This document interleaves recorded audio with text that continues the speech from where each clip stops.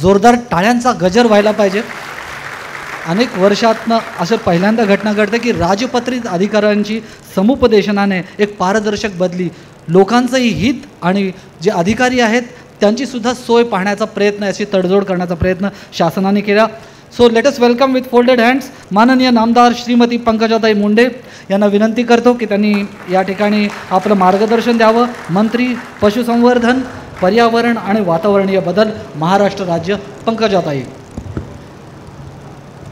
आज पशुसंवर्धन या विभागाच्या माध्यमातून राष्ट्रीय कृषी विकास योजनेअंतर्गत BSL 3 व BSL 2 म्हणजेच बायो सिक्युरिटी लेवल BSL ह्या दोन्ही प्रयोगशाळांचं, तसेच राष्ट्रीय संदर्भित लस चाचणी गुणनियंत्रण प्रयोगशाळा म्हणजे रेफरल लॅबचं आणि सुपर स्पेशालिटी वेटरनरी हॉस्पिटल अशा तीनही वास्तूंचं लोकार्पण ज्यांच्या हस्ते होत आहे ते या राज्याचे उपमुख्यमंत्री तसेच वित्तमंत्री आणि आपले पालकमंत्री देखील आणि आमचे पण बीड जिल्ह्याचे पण पालकमंत्री आदरणीय अजितदादा पवार, मंचावर उपस्थित माझ्या सहकारी आमदार उमाताई खापरे, मंचावर उपस्थित ज्या विभागाचे सचिव ज्यांनी स्वतःहून आवडीने हा विभाग मागून घेतला असे V रामास्वामीजी,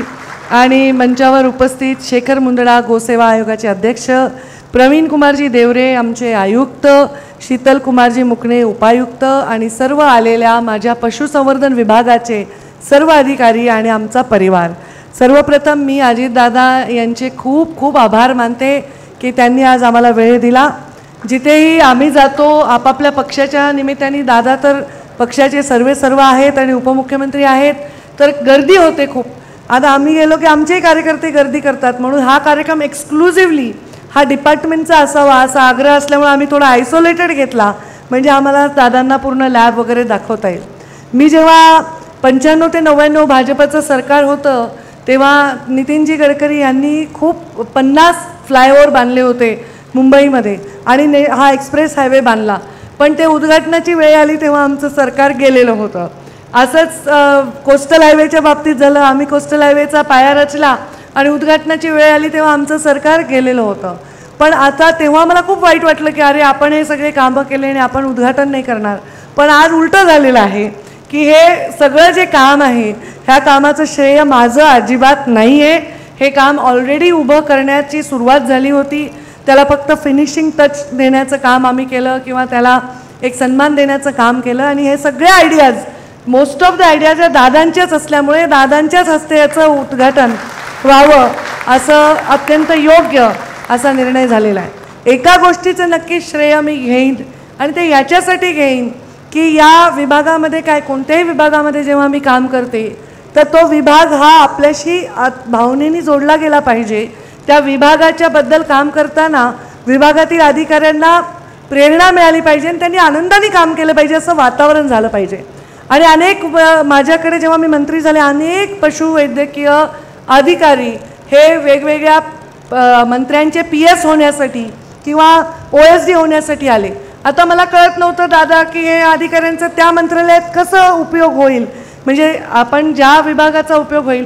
मग माझ्या लक्षात आलं की खूप अधिकाऱ्यांना आहे ते शहरं सोडावेसे वाटत नाही आहेत, पण जे अनेक लोक आदिवासी विभागात काम करत होते, अवघड विभागात काम करत होते, अनेक वर्षे ज्यांची पत नव्हती, ऐपत नव्हती, अशा लोकांना सुद्धा चांगलं काम करण्याची, चांगली पोस्ट मिळण्याची संधी मिळाली पाहिजे। आणि म्हणून आम्ही समुपदेशन आणि काउन्सिलिंगनी बदल्या करण्याचा निर्णय घेतला।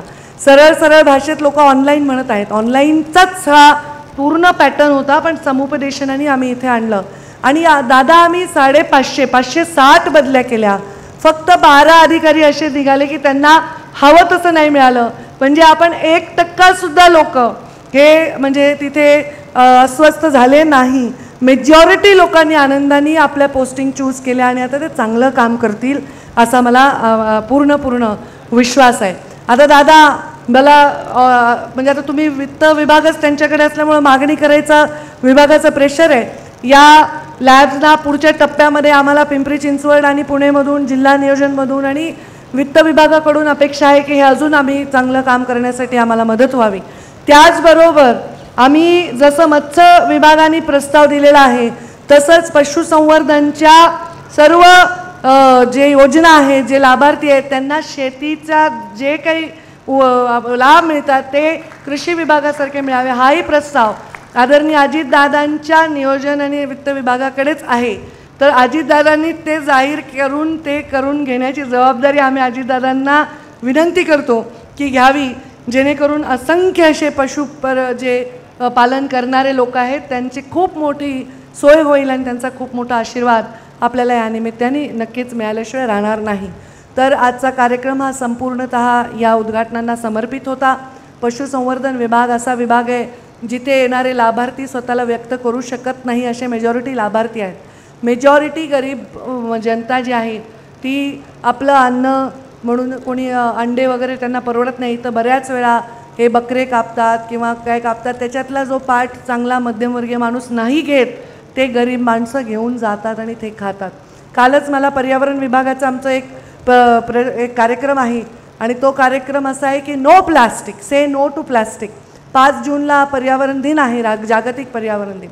तर त्याच्यामध्ये एक चित्र माझ्या विभागाच्या मेंबर सेक्रेटरीने मला पाठवलं की त्याच्यामध्ये एक गाय प्लास्टिक खाते, ते तिच्या पोटात जाते, ती ते दूध देते, ते दूध आपलं बाळ पिते, ते आपल्या बाळाच्या पोटात जाते आणि त्याच्यावरून त्याला दुर्धर आजार होत आहेत. त्यामुळे प्लास्टिकला नो म्हणण्याची आत्ता वेळ आलेली आहे.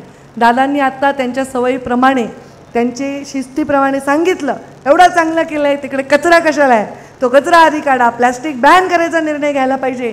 तर त्यांनी पण सांगितलं प्लास्टिकचं उत्पादनच जर थांबवलं तर प्लास्टिक कसं येईल मार्केटमध्ये, हा साधा प्रश्न मला पडतो. आणि त्यामुळे त्याचं उत्पादन थांबवण्यासाठी सुद्धा सन्माननीय मुख्यमंत्र्यांना सुद्धा मी विनंती करणार आहे की गृह विभागाची मदत त्याच्यामध्ये लागेल. इलिगल पद्धतीने ते उत्पादन होतं आणि ते आमचे पशु खातात आणि त्यांना त्या पद्धतीचं ॲडल्ट्रेशन त्याच्यामध्ये होतं. आणि दादा आम्ही अजून एक महत्त्वाचा निर्णय घेतो आहे की जे दुधामध्ये ॲडल्ट्रेशन होतं त्याच्यावर पण अत्यंत कडक पथक तयार करून कायदा तयार करण्याचा, म्हणजे कायदा तर आहेच आहे, तो सक्षम करण्याचा सुद्धा आम्ही निर्णय हा घेत आहोत. हे आमच्या 100 दिवसामधले प्लॅन होते. पशुसंवर्धन विभागाचं मी मनापासून अभिनंदन करते की मुख्यमंत्र्यांच्या 100 दिवसाच्या कार्यक्रमामध्ये पशुसंवर्धन विभागसुद्धा अव्वल आलेला आहे. 100चे 100 गुण मिळालेले आहेत. सगळे कार्यक्रम त्यांनी पूर्णपणे राबवलेले आहेत. 90% आमचा दुसरा विभाग थोडासा मागे पडला, पण पशुसंवर्धन विभागाने आमचे खूप मान राखला. त्यांच्या खूप अभिनंदन करते. आता चांगल्या बदल्या केल्या आहेत, चांगल्या पोस्टिंग मिळाल्या आहेत. चांगलं काम करा, कारण चांगलं काम नाही केलं तर मग आम्ही तुमच्यावर बरोबर कारवाई करू, पण चांगलं काम केलं तर शाबासकीसुद्धा तुम्हाला दिल्याशिवाय राहणार नाही असं या निमित्ताने सांगते आणि मी माझ्या वाणीला विराम देते. धन्यवाद. जय हिंद, जय महाराष्ट्र.